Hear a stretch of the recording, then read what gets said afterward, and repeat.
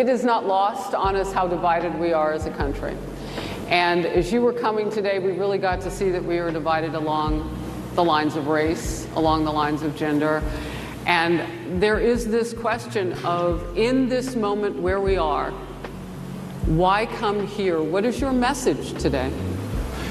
My message is to stop people from invading our country that are taking, frankly, a lot of problems with it. But one of the big problems, and a lot of the journalists in this room I know and I have great respect for, a lot of the journalists in this room are black. I will tell you that coming from the border are millions and millions of people that happen to be taking black jobs. You had the best. What exactly is a black job, sir? A black job is anybody that has a job. That's what it is. Anybody that has a job. All right. And they're taking the employment away from black people. They're coming in, they're invading. It's an invasion of millions of people, probably 15, 16, 17 million people. I have a feeling it's much more than that. He has a feeling. And everybody's been seeing what's happened. The first group of people, the black population, is affected most by that. And Kamala is allowing it to happen. She's the border czar. She's the worst border czar in the history of the world. There's never been a border czar like this. She's never even essentially been. She said she was there once, but not the right part of the border.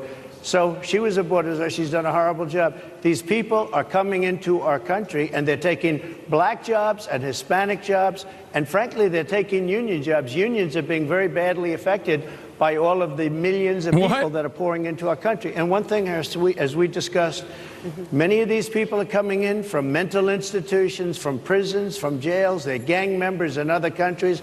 Other countries are setting loose their prisoners. They're opening up their prisons and their mental institutions, and they're taking their bad people, drug dealers, gang members, and they're bringing them into the United States. And by the way, their crime rate is going down, and our crime rate is going to be a disaster. Blast off, folks. Here's the blast off. We already dove into the Trump shit, but let the people know that we're live. We're alive, okay? I wanted to get right into it. We live in communities of color that are different. We're not all the same. We don't vote the same. We don't think the same. It's not monolithic.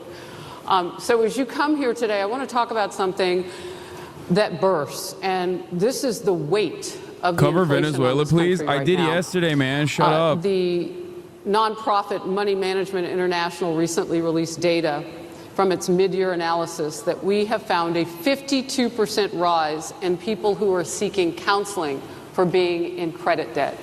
They're paying for food that is sky high on their credit cards, and now they can't pay that off. The credit counseling nonprofit MMI, as I said, is saying now that they've seen surges that they haven't seen since we were in a pandemic of people in financial trouble.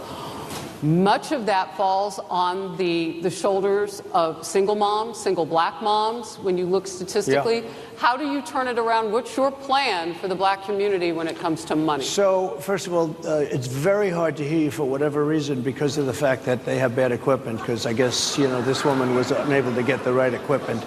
But it's very hard for me to hear you, but I can hear every other word.